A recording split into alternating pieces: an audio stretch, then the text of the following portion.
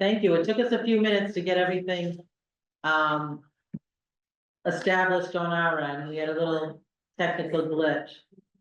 I want to welcome back Victoria Santos from UMass Dartmouth. Victoria had attended our meetings last year, so I welcome you back. And I welcome for the first time ever Deputy Chief Negron from UMass Dartmouth. Welcome, Deputy Chief. I don't want to misspeak and promote you immediately.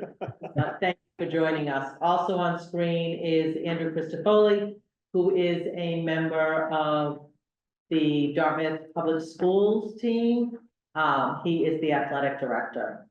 And I think in Blur might be Dave Tattlebaum, Justin. So around our table, just so that you're aware, is Dave Tattlebaum, another member of the select board.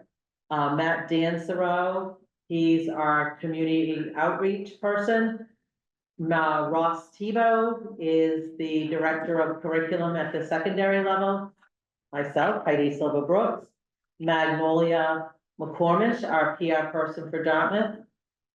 Next to me momentarily will be Dolores Joseph, our youth advocate and co-chair of this committee.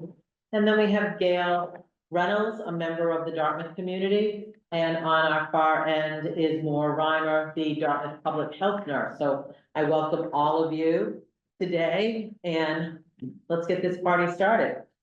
So going on, looking at our agenda items, I just wanted to recap the Dartmouth International Overdose Awareness event. So our event happened Thursday, August 29th in the front of the town hall. It was well attended with resource tables, and we had a number of community members that came to the event. The event, we had 3 speakers. We had Learn to Cope founder, Joanne Peterson, who spoke about why she created Learn to Cope, which is a support group for family members struggling with a loved one's substance use disorder. Learn to Cope provides in-person and online support. It's a great resource. Then we had Sarah, Sarah's last name. Sarah, hang on, it'll come to me. Sarah actually is Tuesday DeRoche's daughter. Tuesday spoke to us, so it's Sarah Bethany. But Thony spoke, Tuesday spoke at last year's event about losing 2 sons to overdose. And so this year, Sarah spoke, giving the perspective of what it was to be the sibling of brothers who had passed to overdoses. And our third speaker was a representative from another support group, Healing Hands, and she is also, that group is supporting the creation of an overdose awareness license plate in the state of Massachusetts. And at that night, she had forms which could be filled in. And in order to have a license plate created, you have to have 750 committed individuals to register their car when it is produced. So that was interesting, and she did get a few more folks to commit to that. So she's, I believe at that point, she was right around just over 550 committed individuals. And she's been going around, and members of her committee, to other overdose awareness events, suicide prevention, and hopefully getting the word out and getting her 750 signatures. So our event last year, if you were recall, we did a regional event, and we had members from Marion, Taunton, Westport, New Bedford involved. This year, as we were in the planning stages, some of those communities felt it necessary to hold their own. And so we maintained ours, and Taunton, Marion, New Bedford, and Fall River held their own events on different nights. The nice thing about coordinating it is we all picked different nights during that particular week. so that, members of our community, and especially the resources which we all share, could attend multiple events, if they so wanted to. So ours was certainly smaller, but I want to say mightier, because the folks that did turn out did have, questions and wanted to be in a place of, respect. So that was wonderful for us. So after the holidays in January, that will become a topic for us for next year. We'll be meeting with the Greater New Bedford Regional Task Force and talking to them about their successful event and how we want to proceed next year. Do we want to proceed with our own individual events? Do we want to come together? That'll be a conversation we have in January. So resources available post the IODA event, and I was going to have Dolores speak about those, particularly the resources that you have available at the town hall on your bookcase. On my bookcase, so yes, so, I do have a bookcase outside of my office with a lot of different resources that is available to anyone, concerning where to find, help if you have someone who is struggling. Also about brief resources too, at this event, even though they weren't present, SAG-OD, sent us some information that we gave out to a lot of people. There's a pamphlet on brief and brief resources, where to find things. There was a QR code that we had out front that if someone wanted to scan, it would take them to their resource page. There's also, the Compassionate Friends located here, in Dartmouth. They do, groups weekly here, so that information is located in my office also. What we gave out at the event too, we gave out bags that were full of resources, so they were available to anyone if they wanted to pick them up. I also have those resources in my office, so if anyone is in need of resources or would like to be connected, just reach out to me. I will make sure that I give you the information or give you, packets of the resources that I've already put together. There was one more thing I was gonna say, and I totally lost my train of thought about that. I can't, we gave out lock boxes too, I forgot to say that too. So we had, medicine lock boxes that were at this event, that were free to anyone who wanted to take some, so we were able to give those out, so I was very happy. And do we still have some? We still have some in my office. We also gave out needle collection boxes, and those are available at the Dartmouth Town Hall through the Board of Health. So anyone that would need something like that can just come down to the Board of Health and pick up a needle collection container, which is very helpful. Well, thank you very much. No problem. All right, our new business to start, we have a review of overdose data from the Dartmouth Police. They are not here with us today. However, I will recap that the overdose data that we had, whoops, sorry. Were you gonna do that one too or not? Oh, sorry, I skipped, sorry. So I read too fast. The DAART website update, Magnolia. Do you want me to take something else? No, I You can wanted talk to about pull it up? There's not much that I Okay. didn't show last time, but Okay. a lot more of it is public to see now. So the additional resources page is fully public and really stocked with a lot of resources. And then on the main page, that's sort of been revamped to look a little bit more fresh, a little easier to follow. What we're still working on is the drug specific pages. We're just making sure those have enough correct information in them. We're still adding the vaping resources in there and a few others that we still need to collect information on. And then on the landing page of that, we want to get the Dartmouth statistics of that this is a problem and that's why we're all doing what we're doing. So just still gathering that information, but It's a work in progress. we published more since last time, so we're making Awesome. progress. So, So again, that's linked from the Town of Dartmouth website. yes. And then under boards and committees, the A for whatever, and then it's Dartmouth, Dart, and then within that page is where you'll find all this information. Thank you. It's great to have someone who's a digital native to figure all of that out. So thank you, Magnolia. I will send you some links to some national data Yeah, and then the Greater New Bedford data. yeah, and also too, I know that we have like UMass Dartmouth on, so thank you very much. So if there's any information that, you would like for us to put on that page, that is beneficial to our UMass community, just please, don't hesitate to send that to us, because the more information that we have, the more resources, we want to share that with everybody. Okay. Sorry.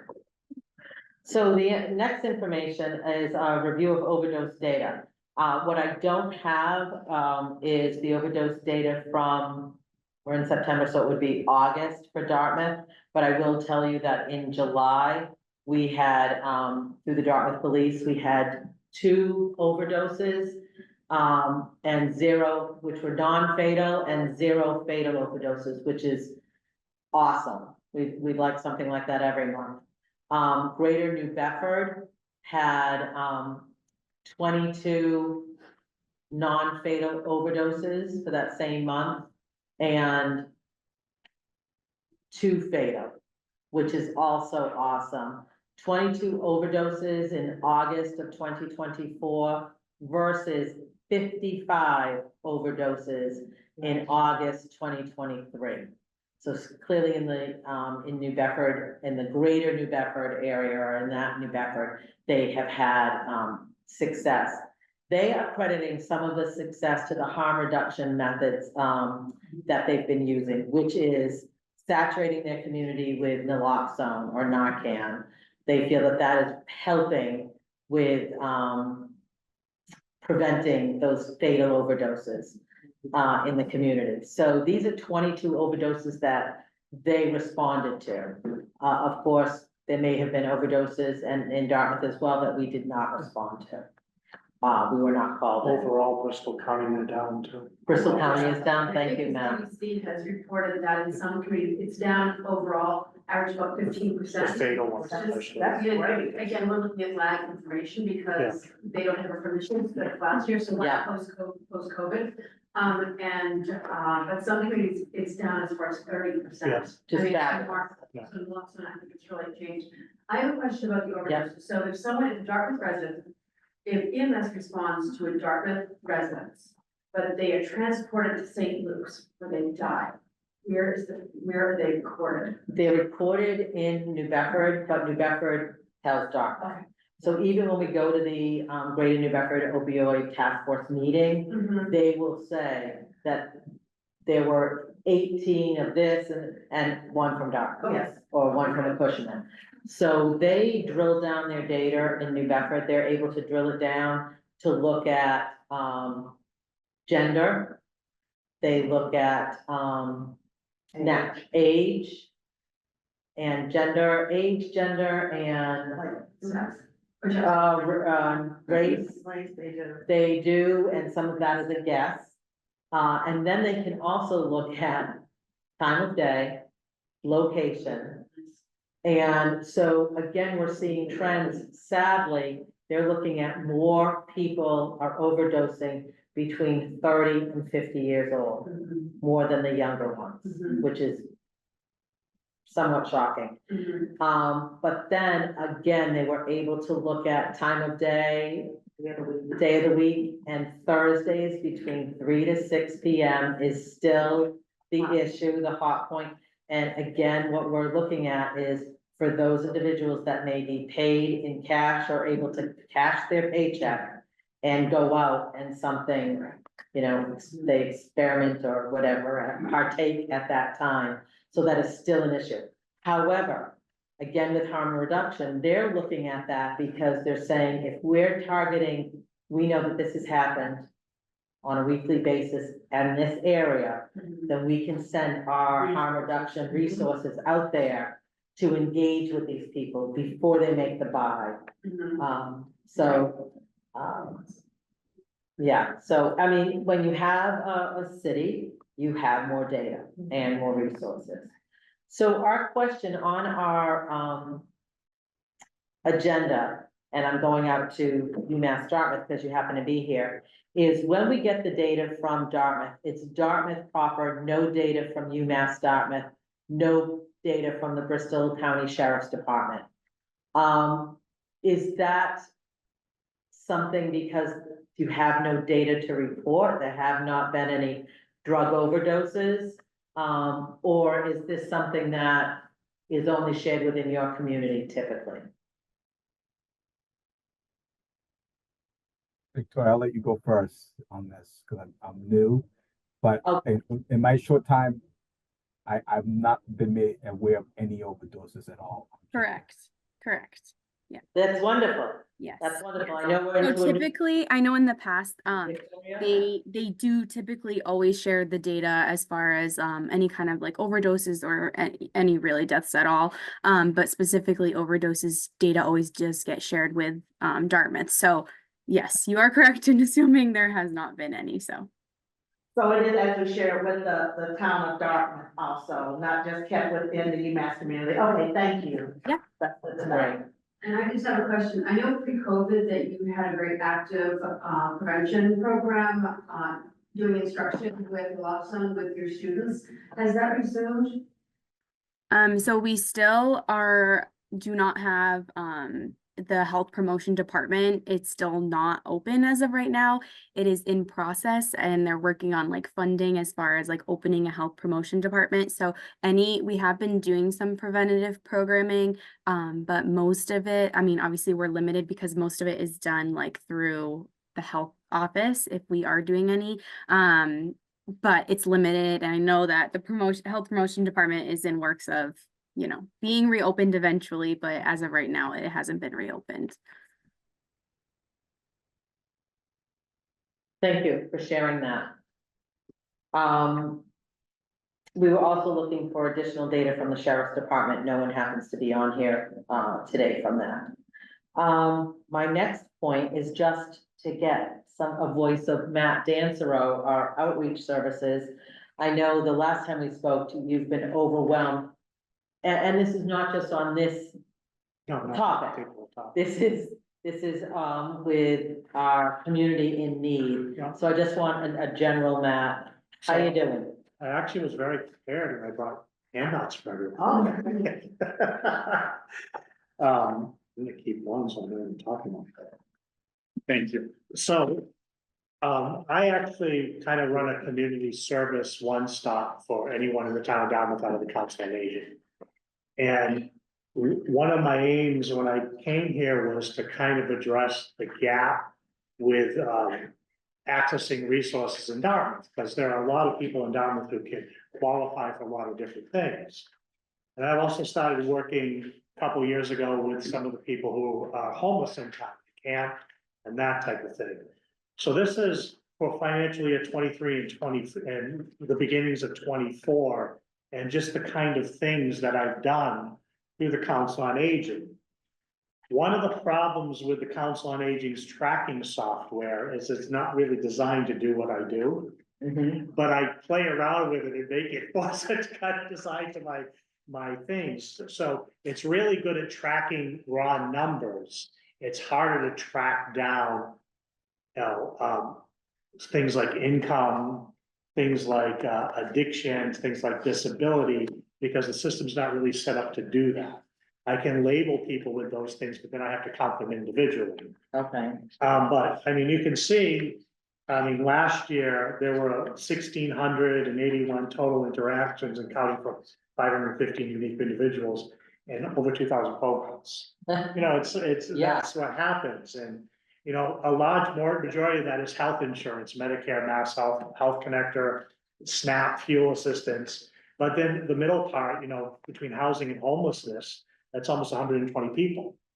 And I have right in the system right now, because I put a specific label on there to search them if they're homeless. So if they're in the eviction process, I have about 122 that are homeless.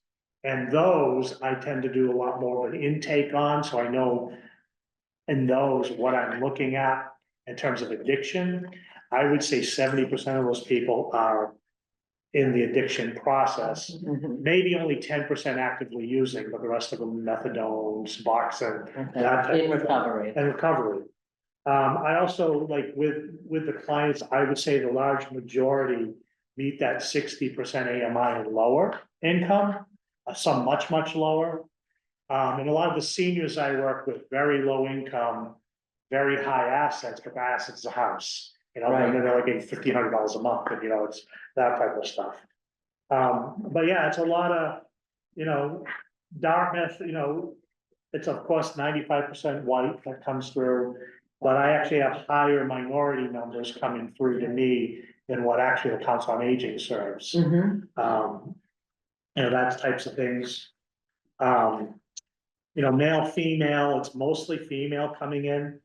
And there's no way really to differentiate if they don't identify as male or female, but I do that in my own Yeah. intake. So I have that, and, you know, it's actually a little good gamut of what I do, and this doesn't count anybody from the public schools, because I've only worked with 1 or 2 people out of public schools. Mhm. This doesn't count anybody out of hotels, I've worked with 1 or 2 people out of hotels, or nobody out of UMass, because I haven't worked with anybody at UMass. So this is folks that are coming to To you. me directly. You haven't had to Through go word of looking. mouth, well, no, so I do homeless outreach, so I Homeless do go outreach, looking fine. around Yeah. town. But a lot of this is just people word of mouth, hear what I do, and it's a lot of public benefits qualification, which people don't realize. You know, hey, you qualify for, hey, you qualify for SNAP, hey, you qualify for this, well, I've got a house, it doesn't matter, you know, Yeah, that type of stuff. And for the younger people, it's a lot of mass health and healthcare. thank you, Matt. This was, what you're offering is something that pre-Matt Dancero was not offered. Or Yeah, not offered to the level that you. so I used to do this out of the city of New Bedford. Mhm. And I covered the entire Bristol County, so, you know, kind of shortened it to a small figure, you could do more. It's, Yes, not yes. traveling all over Bristol County, so. But what a gift to Yeah. our aging population that Yeah. says, I have a house, therefore I probably don't qualify for Yep. anything. But meanwhile, I'm drowning Yep. financially Yep. because I'm trying to pay for Yep. everything, because I've always paid for everything. Yeah. And there is Yep. assistance out there, Yeah, there is, so and, thank you. a little bit, you know, get off a little bit of the track, because the way the homelessness continue to emerge, so now it's all Bristol County. Used to be if you were homeless in Dartmouth, you had to access services out of top, which didn't make a lot of sense. Right. But now you can access to the Bedford services, you can access everything in Bristol County because of the change that was made recently. Well, that makes That's a a lot of great sense, change. thank you, Yes, Jim, Matt. While we're on data, I wanna share that at the, Greater New Bedford, opioid task force meeting, we did talk about the survey that was completed to guide, New Bedford's efforts. And through the survey questions, top 3 answers, who should they be targeting their substance, their opioid settlement funds? They should be looking at those with substance use disorder, those who are homeless, those who are in recovery. The services that the top 3 services were prevention, treatment, and recovery. And the top service gaps had to do with affordable housing, sober housing, and traditional housing. So New Bedford is very aware that they have a housing crisis. And I know we too know that there is a housing crisis, especially affordable housing. And it's something that, we're gonna continue to work with our friends over in New Bedford to hopefully close that gap. So thank you, Matt, for bringing this to our attention.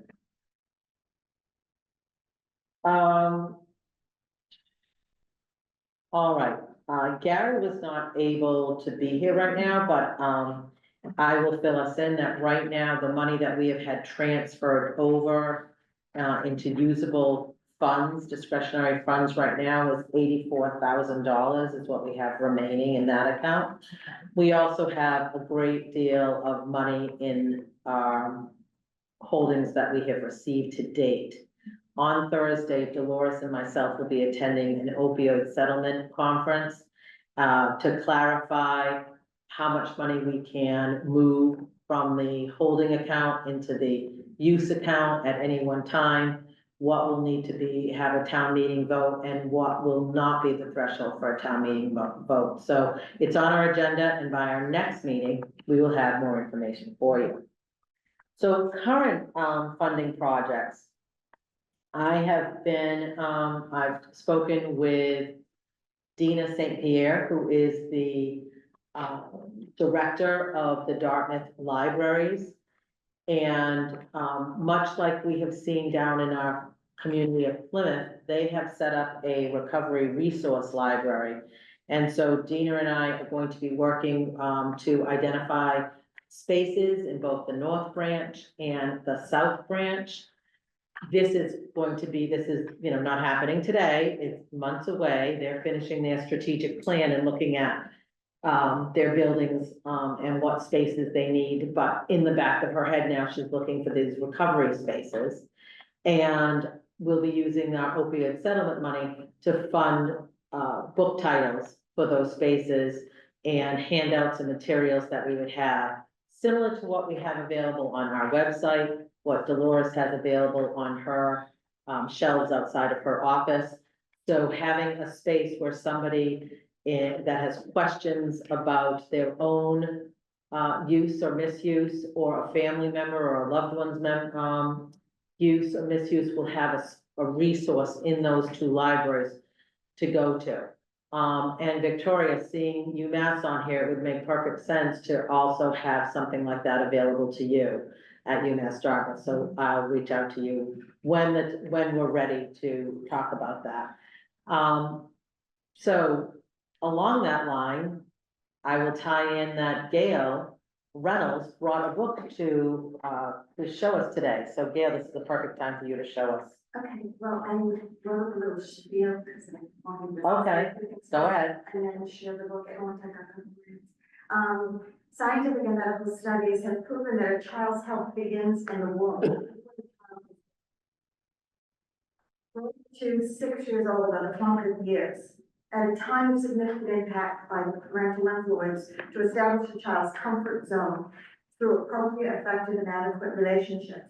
However, many children are in the childcare settings and not receiving appropriate nurturing and individual care due to lack of staff, quality of staff, and child-specific needs. A child needs to be nurtured and made to feel safe, to create a foundation of a comfort zone that provides them an internal framework of reference and a place for distress to be dispersed in times of trouble. If this comfort zone is not established and nurtured, it becomes difficult or nearly impossible for a foundation of internal stability of a human being to be established.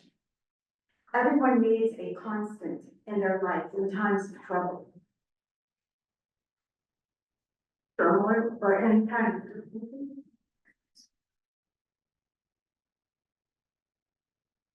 Take your time.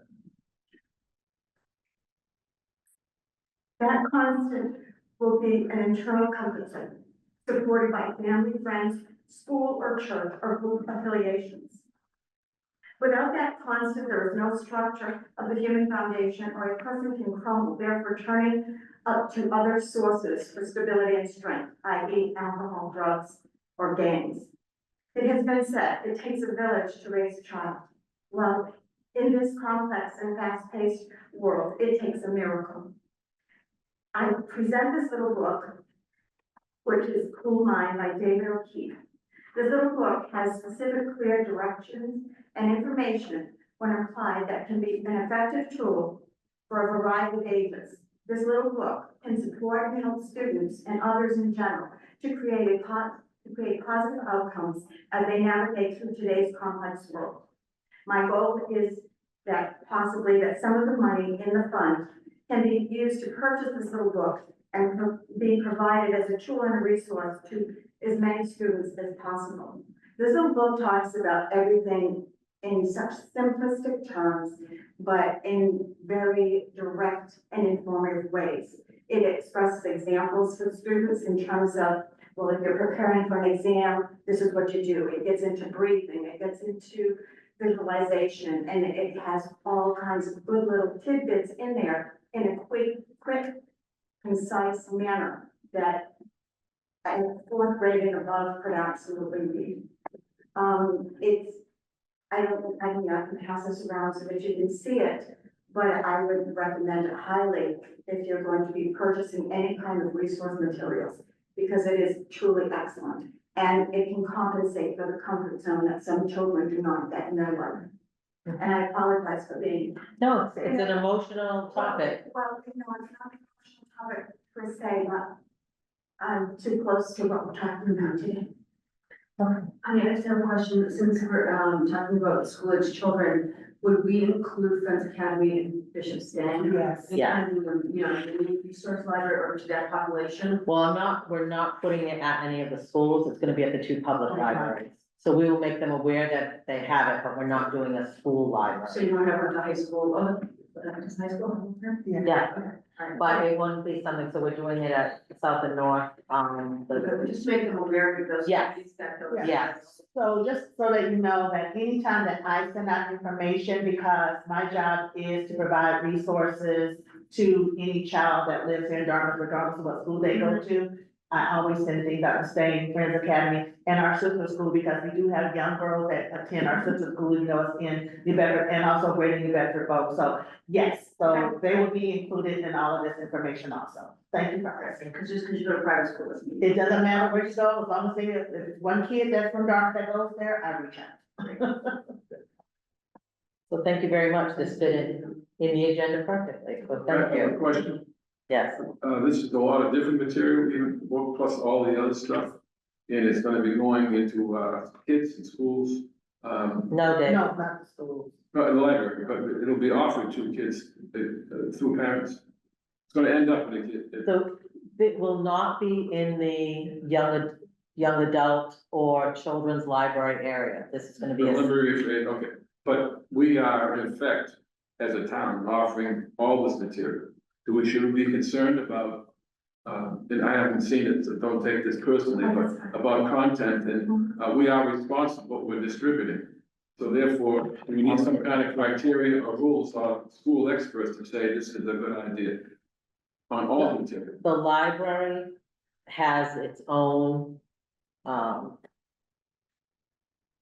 tool that it uses to, evaluate materials, Okay, as does the school department. so it'll go through that process. Right, but these are not being provided to the school department, it's being provided to, so yes, I'll be working with, Dina Okay, on that and working with the resources that the Plymouth Public Library has done.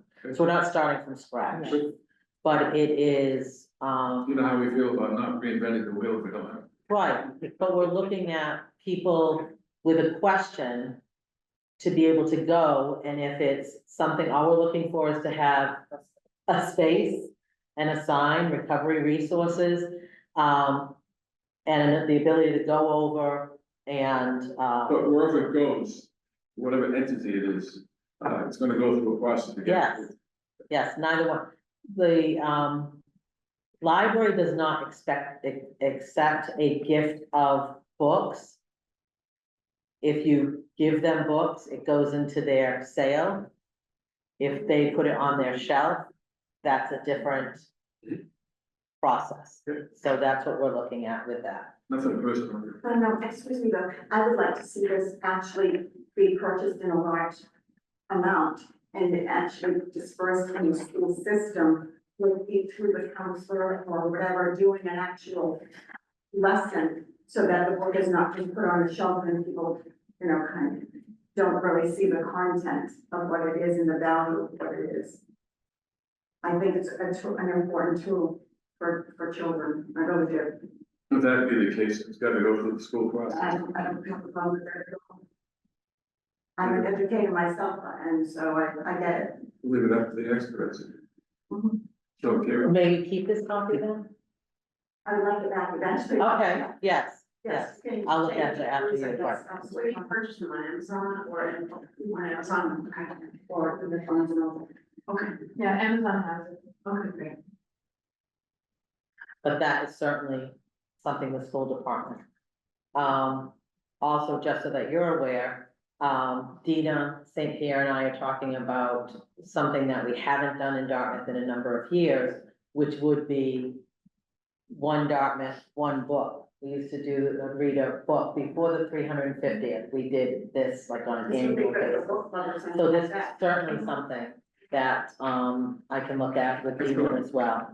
I don't think it should be passed out, I think it should be experienced and taught, or there's something to that. Okay. The next, one of the other funding projects that we're looking at is, there's legs of opioid, settlement money that, we can use for prevention, education, and, harm reduction. Spoken as- So we're looking at the education piece, and one of the pieces that we have been talking, for a number of months with, Andrew Christopoli, who is the Director of Athletics and in charge of the, Director of Health and Athletics, and Ross Tebow, who is the Curriculum Director for Secondary Education, is, do they have the resources they need in the health department for a wellness program that would include information being shared about addiction? So I'll turn it over to Ross and Andrew to speak about this. So one of And it looks the, like it's you. He's yeah, not, he's, yeah. he's not unmuting himself. Yeah, but I get 2 thumbs up, so that's great. One of the, it's a digital curriculum. It's Wayfinder is the name of it, and it really is it's actually a K or pre-K through 12, social, emotional, and wellness curriculum. And it focuses on a variety of topics, making good decision, sound decision making. Some of the same, I mean, I skimmed that briefly, the book, it does look good. But it covers some of the same, kind of things in a more concepts in a more robust kind of, way that perhaps the two could complement one another. But at any rate, we're looking to embed that in our advisory program at Dartmouth High School. Our advisory serves every single student in the building, 9 through 12. And it will also provide a resource where some of those lessons, some of those modules can also find their way into the health curriculum as well. So it really will be a good tool for our teachers to use. And the idea is that we start at the high school, and then hopefully part of our strategic plan is to really take a deep look at social emotional learning and social emotional wellness curriculum pre-K through 12. And we're hoping to kind of plan backwards from there. So start at the high school this year because we already have the structures in place where it can be embedded and work backwards. And I know that we do have programs already in Yeah. existence at the elementary Right. level, and they do Yeah. have a program at the middle school, so this is ideal, so thank you, and I know that you'll be getting me the information about that. Yeah. The other piece that, we're working on with the, Dartmouth Public Schools is taking a look at, as far as prevention and education goes, calling it Get Connected, which would be to provide after-school experiences for students who have not had these experiences before, because the research shows us that it's humans who are not connected to other individuals who may experiment or may use with a frequency to sort of mask that inability to connect with other humans. So, while we can't sort of mandate, our community members to get involved, with things, we can look at how to prevent our youngest of the community by creating, avenues for them. So sort of the good news, at Dartmouth High School, between 70% and 80% of the entire enrollment at the high school is either involved with the music program, the athletic programs, or the drama program. That captures between 70% and 80% of the entire student body, which is fabulous. So we're looking at how do we engage the remaining 20 to 30%.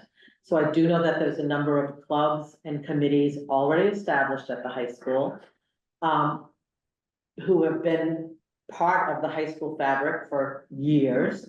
But there may be a club that comes up from the students that is something that we haven't had before. And to be a club at the high school, and you will certainly correct me if my numbers are wrong, they need a certain number of students' interest and a possibility of an adult advisor, which is typically a high school teacher. Unfortunately, in the current budget at the high school, they've already had their stipends approved for the committee. So if a student came and said, we wanted to organize a group, and I have the right number of people, and we found Mr. or Mrs. So-and-so that would be our advisor. Right now, there's not a structure to start that new committee because there's not a funding source. So we're looking at using our opioid settlement funding to create those committees, those clubs at the high school. In addition, we're looking at opportunities to get middle school kids connected. And again, the middle school does have an after-school program, but there's other opportunities that we need to investigate. And thirdly, the elementary level has nothing offered at this point in time as after-school options for students. And again, getting our members of our youth committee, our youth community, connected to others to find a healthy outlet for their interests is part of the prevention leg of the use of this money. So we're excited to be partnering with the school department on extending some of these funds. My understanding as well, as well said, is that there's no restriction on the type, any kind of after-school program, doesn't have to be educational, it's just to get the kid an activity, to use the funds. And my understanding also is if we need extra transportation for busing, that can also be paid for. Yes, and that's what we are talking about. It cannot, we would not fund something that already has a funding source. So for example, those clubs at the high school that are already funded, that's not something we would do. But if there is a need for other clubs, that they are looking to create, Is there- that's. I know it's not gonna, is there a big opportunity in the elementary level to have clubs that don't exist now because we took them all away over the years? Oh, we have taken them away over the years. So it is something that the school department's looking at. I can only speak to my experience, but we used to have clubs available for typically like the upper elementary, so 4th and 5th grade. After school, which we no longer have. But this may be an opportunity to create not just immediately after school, but other opportunities for kids to come together. I don't know this answer, maybe it's an unfair question, but if you have one advisor in one club in transportation, what kind of money are we talking about to fund that? Transportation is Transportation, the yeah. boondoggle. Right. So, if you're talking about, Yes. uh, You know, well, I'll tell you right now. A lot of money. It could be $1,000 a day. Right. I can tell you if I can chime in on this one. Yes, Andrew, another name to heard from. Andrew Cristofoli, people, coming in from the side. Hold your applause until the end. Okay, No, so just for some perspective, having a bus bring a athletic team from here to Bishop Stang or here to Greater New Bedford Voc and back, you're talking about $350, $400. and that's with, and those are great examples, Andrew, because those are sort of within the Dartmouth. So we're looking at, Yeah. I think it would be probably best to look at our former summer school programs where we offered transportation and we picked up kids across at the elementary level, across the entire town to bring them in. and Now, what about that number could be at just a tad bit lower because it's built in time of a bus waiting for the event to begin and end to be able to transport back. So the timing would be less, but renting the bus itself and the mileage, you're looking at least Yeah, the lower the end. mileage would be more. Yeah, because you're looking at the low end of the we're going out numbers. to, Miller's Drive, Quanapog Road, Christine Drive, you know, never fails. It's gonna be the furthest corners of the route of our community, which means it's not one bus. It's multiple What about buses. the advisor? So the advisors are a little, it depends on like how often the club would meet. things of that nature, but, you know, anywhere from, you know, again, our club, like if we look at our stipends for our current clubs that are recognized in the contract, it ranges from a few $100s to a club that doesn't meet so often to, you know, a few $1,000s. Those are clubs that are like 10s. 1 year. That's a year, Okay, great. yeah. Thank you. You're welcome. Dartmouth still participate in destination renovation. Not to my knowledge. No, I don't think we do. What was the question? Destination. If, Dartmouth still participates in Destination Imagination, which is an after-school program that parents typically lead, and it's just, it's a great connection. And that would be something, if that came up, that has very little cost. Right. Yeah. Most would be the kids not involved in athletics. Right. What- Right. Heidi, can I bring up one other piece? Right.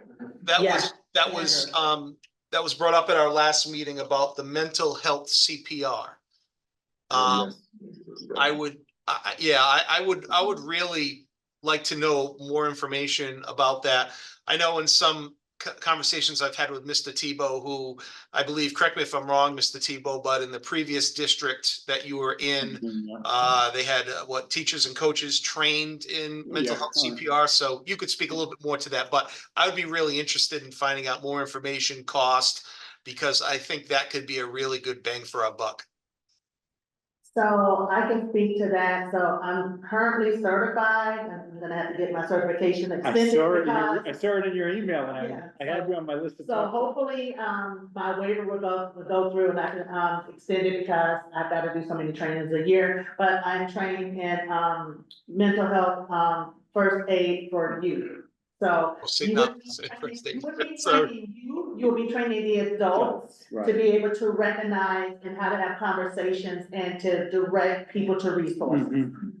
Yeah, I've one of like our student affairs programs is we had like a select few that were able to enroll in we had a mental health first aid trainer come in last year, and I was one of the ones who was lucky enough to be trained to be able to go out and train.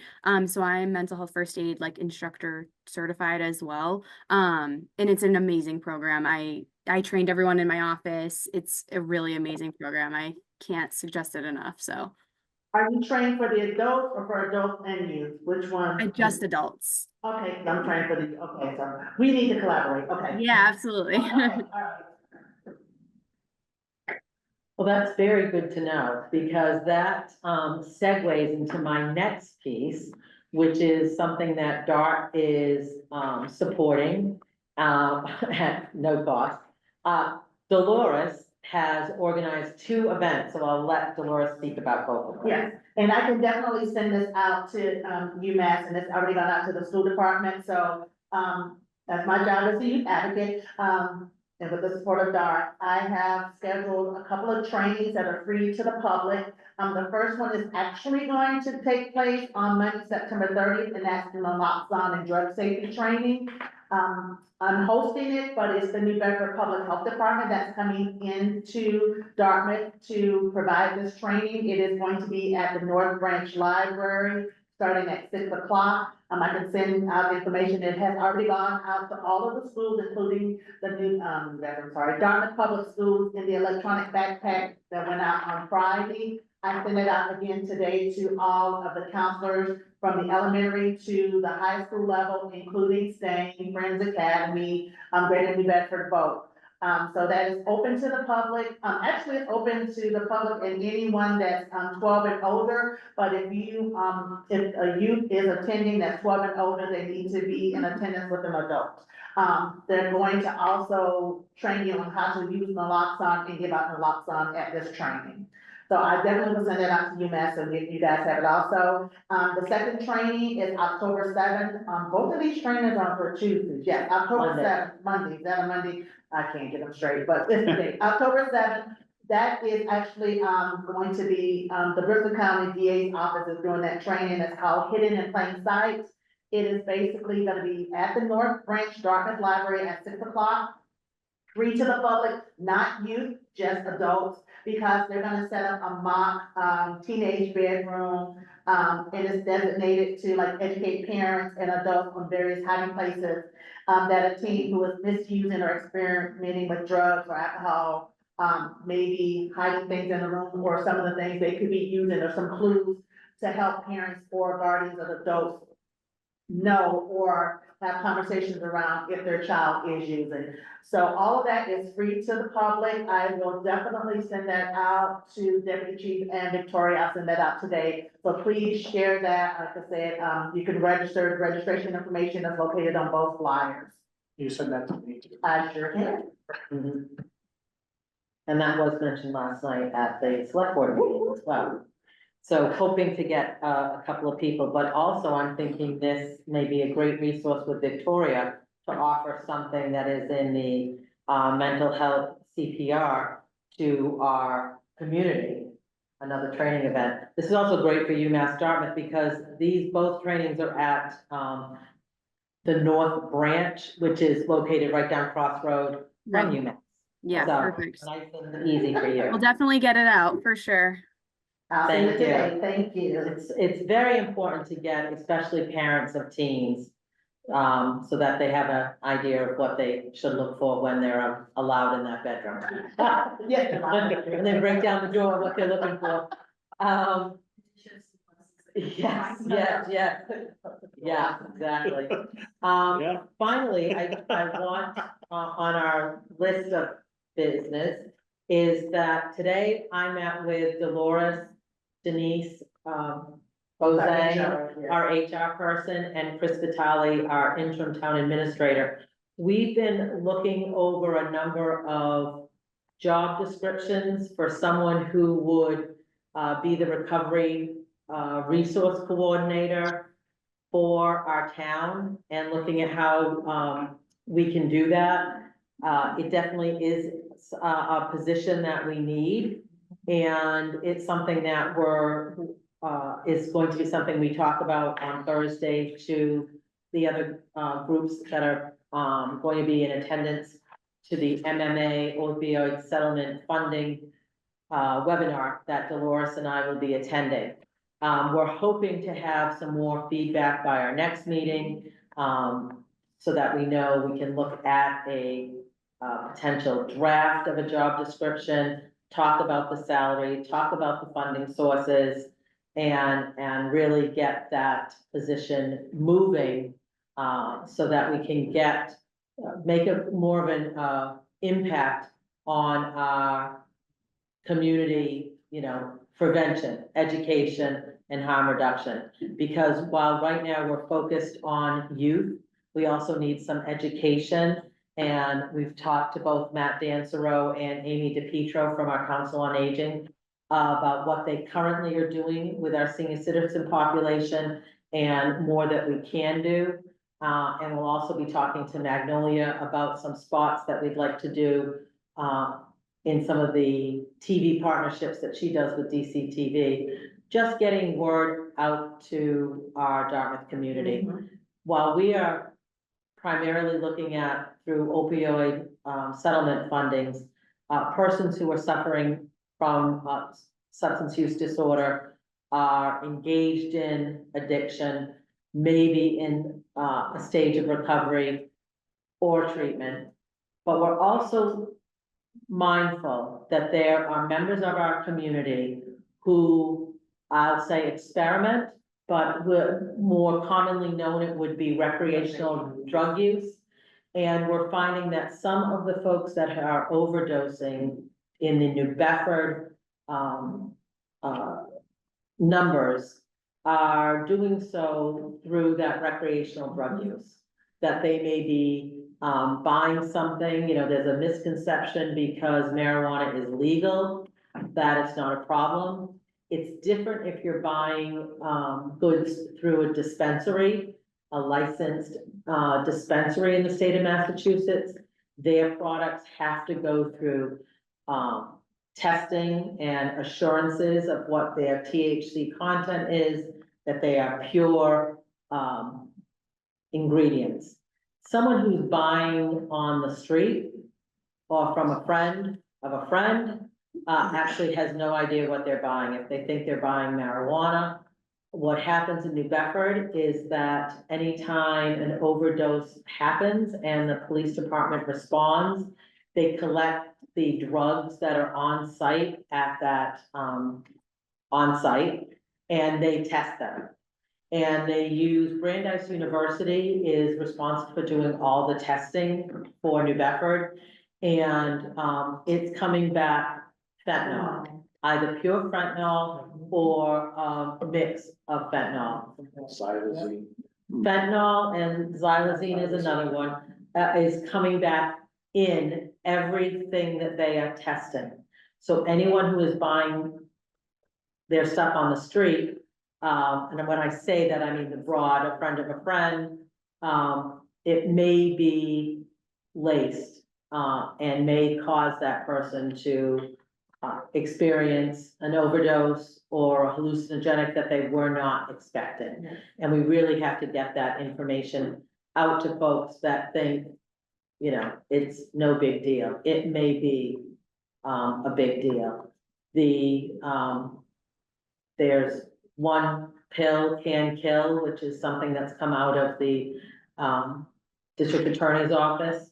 And that's the problem. Everything is, laced, and you may buy a pill thinking all you're buying is on the street Adderall, and it could be laced, and that one pill could kill. And the unintended consequence of those left behind. When we had our overdose awareness night, there were people conflicted about attending because their loved one, they feel did not die of a drug overdose, they died of poisoning. They feel that they were poisoned by either the, drug dealer who sold the, supply to them, but they feel that this person was, drugged and poisoned and murdered by the drug dealer. Versus an overdose, because potentially they were a recreational drug user and not someone with an addiction. So it is some information that we do need to get out to the community. And if I could just mention too, just because part of, so I work obviously in the health services department, and a routine part of our intake is any recreational drug use, any alcohol use, any tobacco use. Every single time a student walks through the door, it's part of our intake. And I do a majority of the intakes here, and we see over 3,000 students an academic year. And about 90 to 95% of them have some sort of tobacco, like vaping or marijuana use. And I'm always like, well, where do you buy your vapes? Because they're not legal here. So, you know, and it's always a friend of a friend. I buy them on, you know, a friend from a campus. And so it is, you know, it's true, and it's scary to see. And I, you know, again, we only see about 3,000 students, so I can only imagine the rest of the campus. So just a little perspective from down the street. So No, that's good to know. It's good to know that that's part of your intake. Oh, Dave Talbot. Can we, or should we consider a quote unquote expert consultant type with a fixed amount of hours, 20 hours a week, whatever, that is appropriate to get us going, someone who is in the know, we don't have to guess and work, and would have a fixed cost, and I would think that could be, but that could also be easily attached to the opioid funds, because we have X amount of dollars spent on a regular basis. Rather have to go out and create and find a position, someone who's in that business, give us a part-time job to get us going. That is certainly something that we can, talk about on Thursday. Right now, other communities that are not there, what we found out is there are no other community that has a position that we're proposing. There are many towns that are interested in this position. Chairperson and. No, but No, could it depends on the scope that we need. be. No, I see. But what we're looking at is health departments in the larger cities like New Bedford. They have a number of people within their department. They do not need to create this position. Our issue is we do need something because we don't have enough paid employees that can absorb 100% agree. this on. But maybe even a position to be shared with Fairhaven and whatever. We'll see as we progress. That's something that Be a we're, good, be easy to attach that to the cost, but the funds pay for it with a very specific number of the services rendered. And get us maybe quicker on that.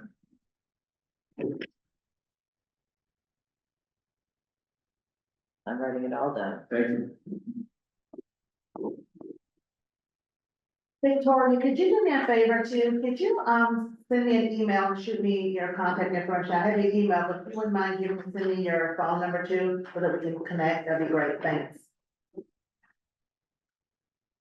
All right, so I feel like I shared a lot of information and I made some promises about more information to come in October. Is there anything that anyone on screen or at the table here wants me to pursue? I have what David suggested, I have what Gail has brought. Is there anything else?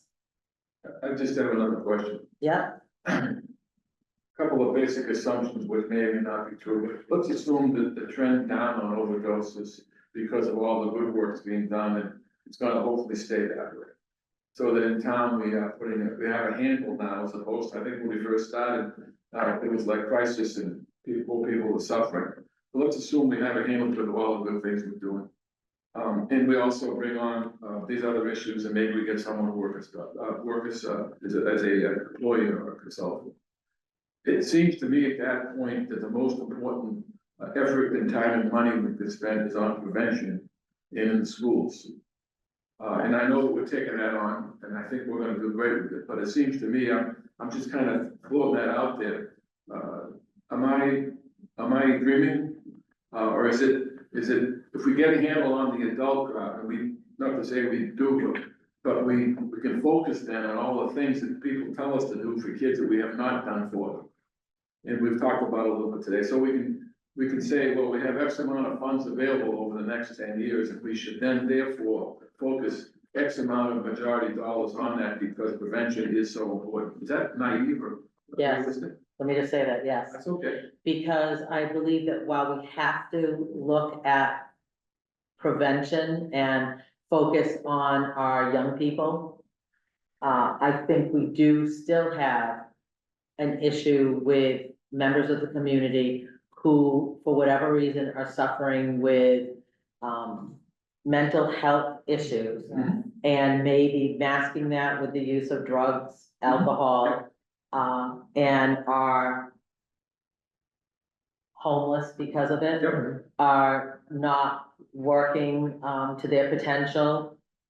I mean, sadly, we're seeing some violence from members of our community as recently as 2 days ago, that you wonder what services those individuals could have used to not have the outcome. I'm not negating that. I think we have to learn how we're going to spend the money on it, but I guess it's just, I think that prevention, starting in elementary is, I think is the most important issue, not to negate all the others. That's just a.